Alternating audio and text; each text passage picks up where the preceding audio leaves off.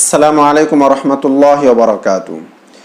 रमज़ान का आखिरी अशरा चल रहा है और आखिरी अशरे की 5 जो ताक़ रातें हैं, उन 5 रातों में शब क़द्र को तलाश करने का हुक्म दिया गया है।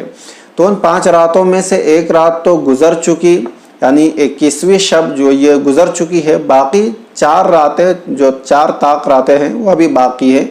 तो उन 4 रातों में अभी शब क़द्र को तलाश करना है, ठीक है। तो अब मसला ये है कि शब क़द्र की इबादत कैसे होगी, किस तरह की हमें इबादत करनी चाहिए, क्या कोई ख़ास तरीक़ा उसका है, उस ख़ास तरीक़े से ही इबादत की जानी चाहिए, क्या कोई ख़ास नमाज है, कोई ज़िक्र है। तो देखिए, शब क़द्र की इबादत का कोई ख़ास तरीक़ा मौजूद नहीं है, ठीक है।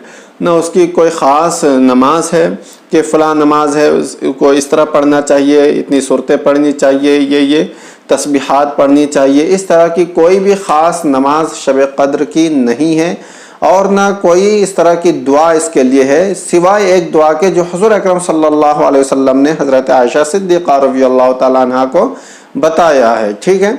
तो उस दुआ को आप शब क़द्र की तलाश में कसरत से पढ़ सकते हैं। अल्लाहुम्मा इन्नका अफ़ुव्वुन करीम तुहिब्बुल अफ़्व फ़अफ़ु अन्नी। इस दुआ को कसरत से पढ़ना है, यानी ताक़ ये जो 5 रातें हैं ना, ताक़ रातें, इनमें कसरत से इस दुआ को आप मांगें, ठीक है। बाकी कोई ख़ास तरीक़ा नमाज वग़ैरह का शब क़द्र में है ही नहीं, यानी शब क़द्र में इबादत का कोई ख़ास तरीक़ा मनक़ूल नहीं है।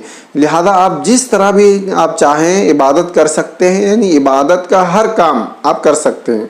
हर वो काम जो इबादत में शुमार किया जाता है वो आप कर सकते हैं। तिलावत कुरान कर सकते हैं, कुरान मजीद की तिलावत कर सकते हैं, ज़िक्र व अस्कार कर सकते हैं, दुरूद शरीफ पढ़ सकते हैं, नवाफिल का एहतमाम कर सकते हैं, तस्बीह की नमाज सलातुत तस्बीह पढ़ सकते हैं, ठीक है। इसी तरह मगरिब के बाद ही, यानी मगरिब ही से शब क़द्र शुरू हो जाती है, लैलतुल क़द्र शुरू हो जाती है।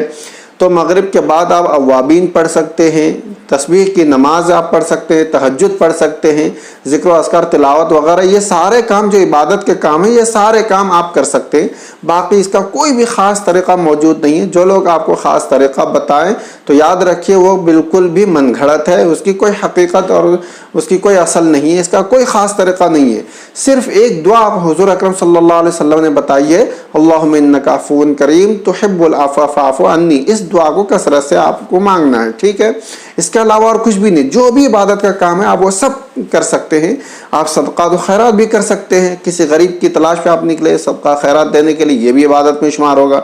ज़िक्र अस्कार में मशगूल रहें, दुरूद शरीफ में मशगूल रहें, कुरान मजीद की तिलावत में मशगूल रहें, नवाफिल पढ़ते रहें, बस। अब नवाफिल का कोई ख़ास तरीक़ा नहीं है, ठीक है। नमाज का कोई ख़ास तरीक़ा या शब क़द्र की ये नमाज है इस तरह पढ़नी चाहिए। जो लोग यूट्यूब पर या किसी भी सोशल मीडिया की किसी भी साइट पर आपको ये तरीक़ा बताते हैं, याद रखिए उसकी कोई हकीकत और असल नहीं है।